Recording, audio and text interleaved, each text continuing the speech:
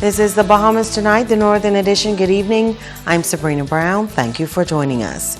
We are just 2 days away from the start of a new year. For many, 2016 was a year of challenges and change.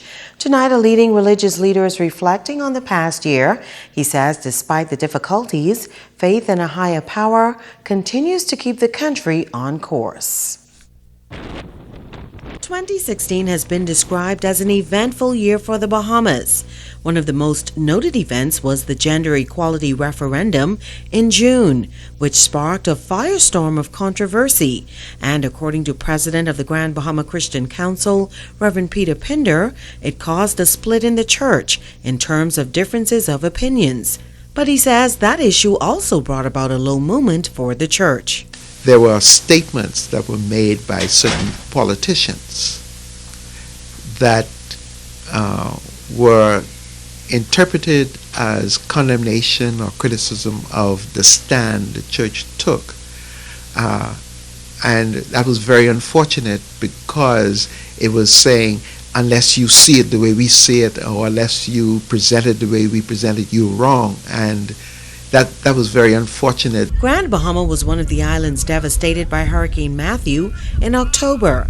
And although many people suffered losses, Reverend Pinder says there was some good in what appeared to be a bad situation. I know that a lot of churches reached out to their members and assisted their members in recovering.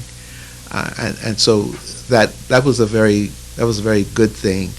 The leader of the Christian community says during these challenging times, the church must continue to take a stand. The need for the presence of the church is great, whether we have a lot of events or not, because of how sin causes so much pain and hurt and frustration and so forth. So no matter what is happening, because of the kind of world that we live in, there's always that need for us to preach the gospel. As technology advances, he's encouraging Christian ministries to stay on the cutting edge in order to remain relevant. What I've observed too is that when young people are called on to share in church, their notes are actually on their phones, and so things have changed, and so therefore we in the church have got to change if we're going to be relevant. But we don't have to change the gospel. We just need to change the way we distribute the gospel. So if churches do not wake up and recognize what needs to happen, we're going to continue to decline. The busy shopping season has come to a close, and now it's time for business owners to tally profit and losses during the recent peak shopping period. Here on Grand Bahama, at least one of the major shopping districts is boasting of an uptick in business. Italia Hall has the story. Christmas is a time for gift giving. Bahamians would usually plan their trips abroad to shop before the big day. But this year it would appear that things were a bit different.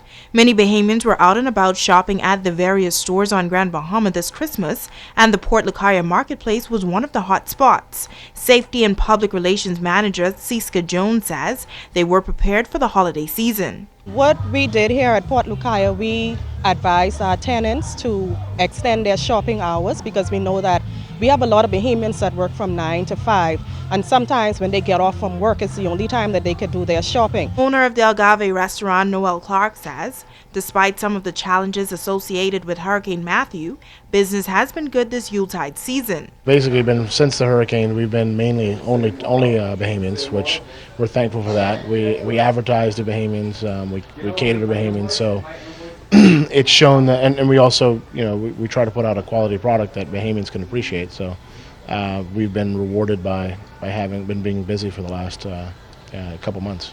Anthony G., the owner of Goldilocks Jewelry, says Bahamians supported his business this holiday season, and he hopes the level of support continues into the new year. The last 2 weeks of December were fabulous.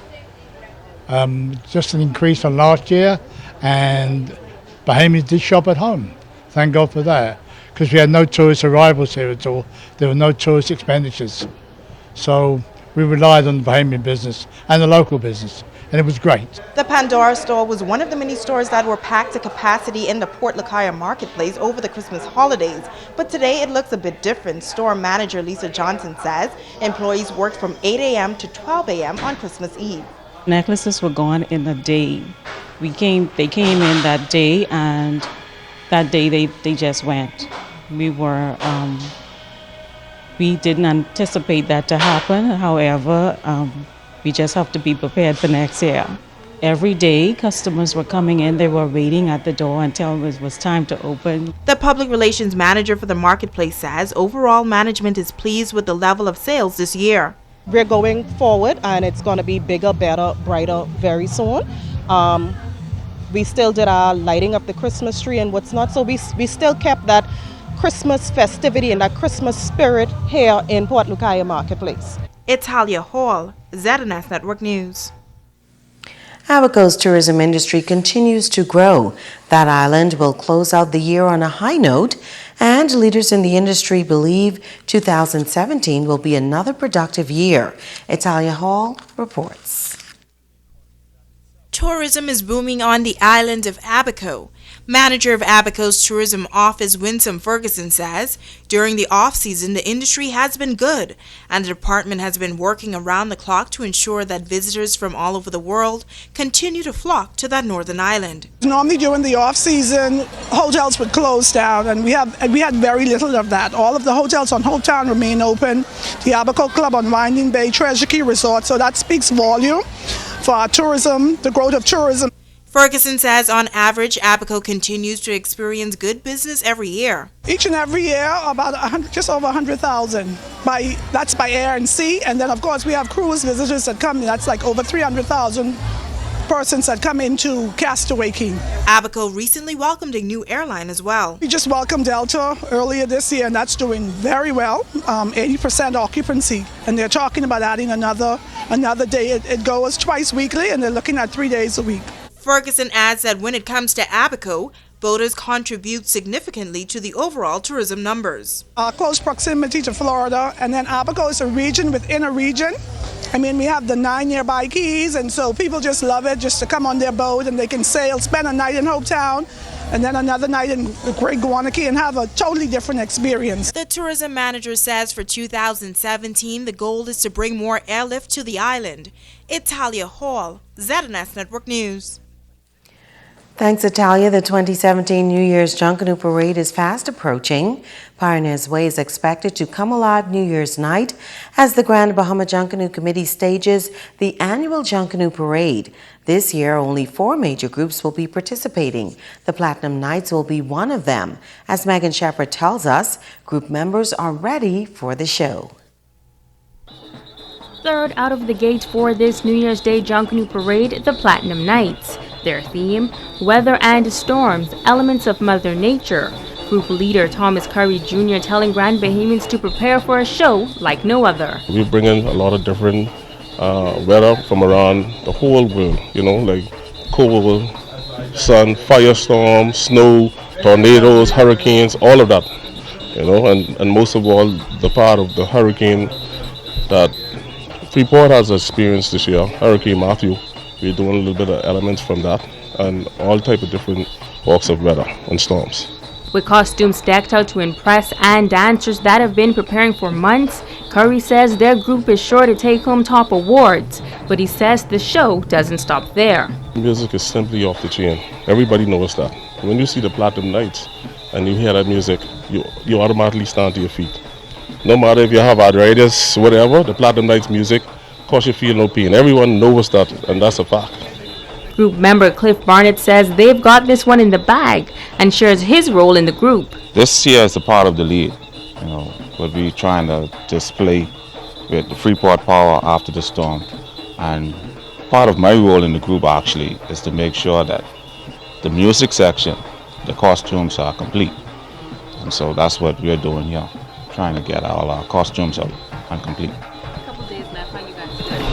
Well, we're feeling We feeling good. We feeling good. We just have a little touches up to do, decorations, and we'll be on the road. We're gonna give Grand Bahama a show that they've never seen before in Grand Bahama. I could guarantee that. The Platinum Knights are the newest group to the route, but over the years, they've grown from just 90 members to almost 400. Curry says he is so grateful to everyone that believed in the vision. Whatever we get, we take out the pockets or do little things to keep things going all through the year. Because if you let all of the work back up on you, you tend to need a lot of money to get up to the parade. So we tend to work a little bit early. After the storm, sponsorship was really hard, but we had a few guys stepped up. Mainly like Sawyer, he always step up, Sandy Sawyer, Peter Tankrest. And this year we had Alive came aboard, help us a little bit, and Rescue, Keith McSweeney. Everybody say Rescue, but trust me, those guys, they're interested in helping the youth and helping everything to get better. And also the other small sponsors out there who help us to get to the road. We thank all of you. And please come and look forward to a great show from the Platinum Knights. Barnett has this simple message for the other three competitors. Swingers, we coming for that number one. Rockers, we can keep you all more quiet. And Classic, I don't know what y'all gonna do, but probably next time.